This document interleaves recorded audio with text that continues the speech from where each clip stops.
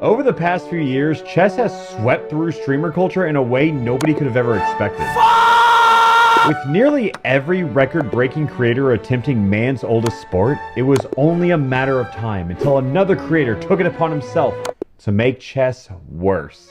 And that's why Little Z created Pokemon Chess. It's like normal chess, but each piece is represented by a type of Pokemon, and if that same piece captures another piece it's super effective to, that piece gets to move again. And again. And again. So there's really nothing stopping you from getting lucky and wiping out your opponent's entire back line. But luckily it's balanced by every attempted capture having a 10% chance of just missing. Yeah, because chess needed RNG. So Little Z hosted a tournament featuring 8 creators, including me, and on game day the first opponent I had to face was Vernias.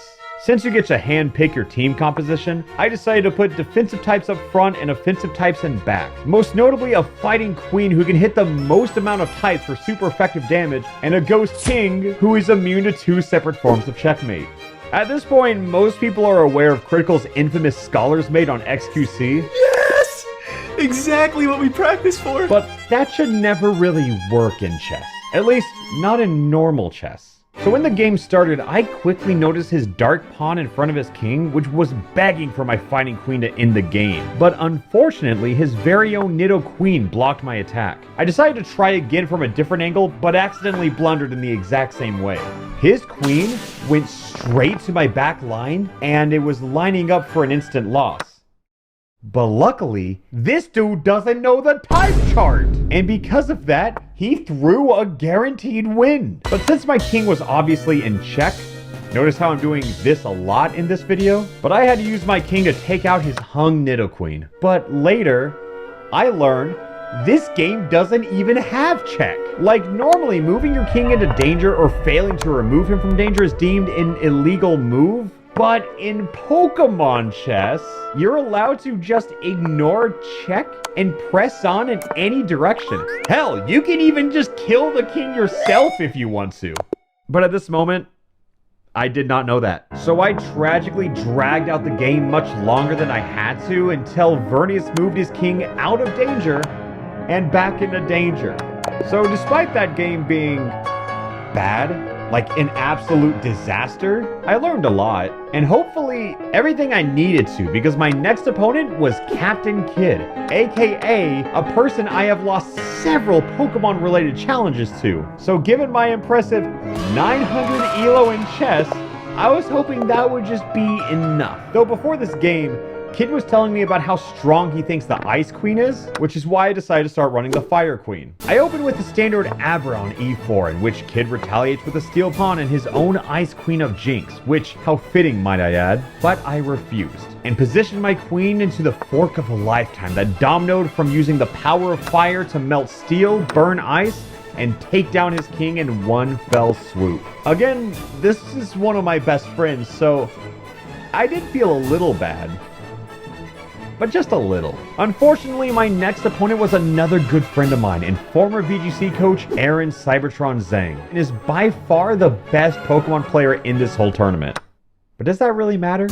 There is always a 10% chance to miss an attack in this game, and if anyone's gonna hit those odds, it's Aaron Cybertron Zhang. But our game opened up and I immediately blundered a knight. And if you've ever seen me play chess, this makes sense. Just a few turns later, and Aaron has already found his ground queen in a fortunate situation against my entire back line.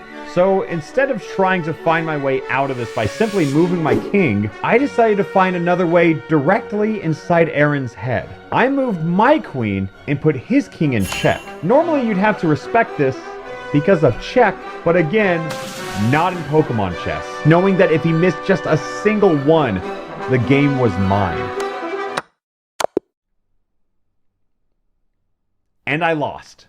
Well, at least I'm not out of the tournament yet, because my next opponent was Smallant. Sure, he's completed every Pokemon challenge under the sun, but was he ready for this? Quickly noticing that he's already equipped the newfound meta of Ice Queen, I decided to swiftly protect my Dragon Pawn from becoming a stepping stone for my king. I instantly guarded my queen's pawn, which is a hilarious thing you have to think about in this game. Since my king was heavily guarded, Smallant just decided to take what he could get and traded my grass pawn for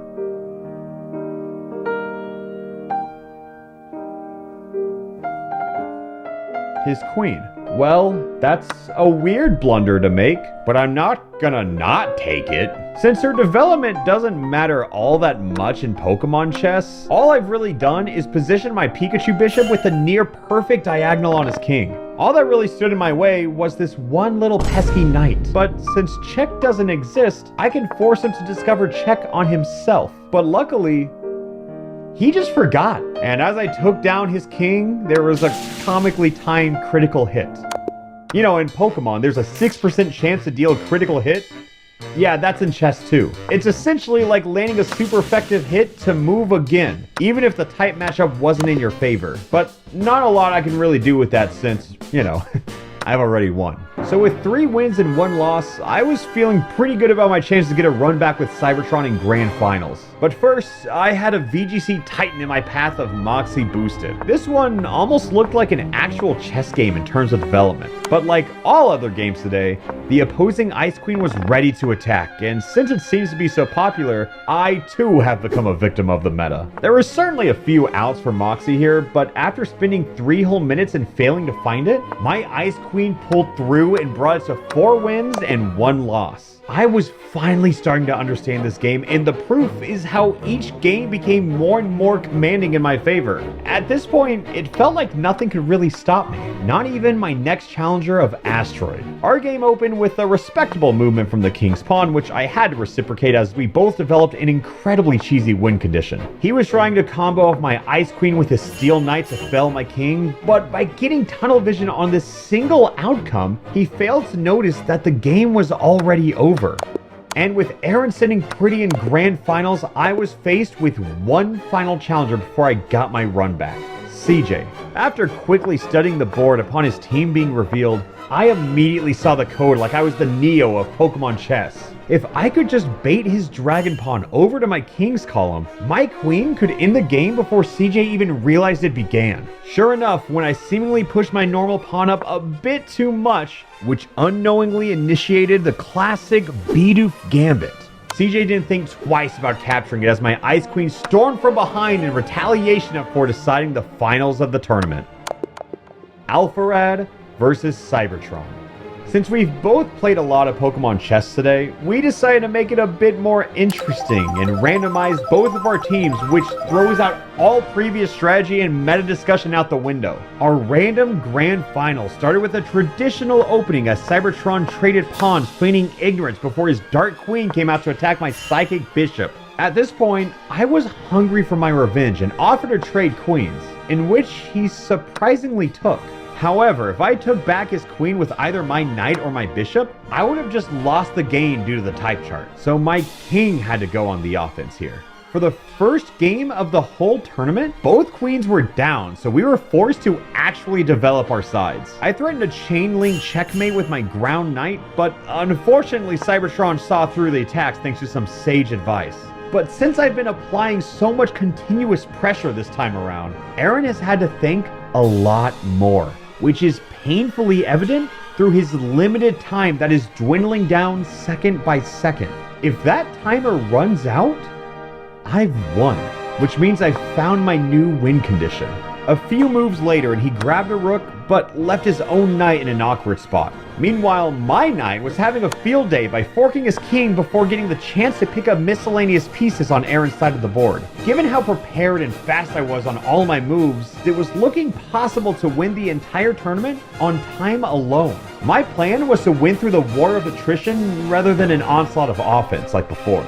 As the game went on, we'd take turns destroying each other's lines of defense, but as the finals were coming to a close, I was leading Aaron by nearly 3 whole minutes on the clock without any obvious chance of him winning here. All I had to do was let Aaron accept defeat and watch his timer hit 0. 8 seconds. What else are you gonna do?